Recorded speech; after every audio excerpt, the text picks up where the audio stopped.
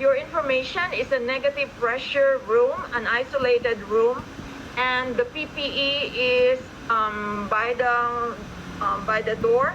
Everybody will be wearing a PPE for this case. So because we have a patient whose name is Lucy Lee. She is a 35-year-old Asian female, gravida 1, primary on her 30 weeks age of gestation. She is pregnant at 30 weeks. Recently came from China where she visited her family. She came in today with a complaint of fever, cough, and shortness of breath.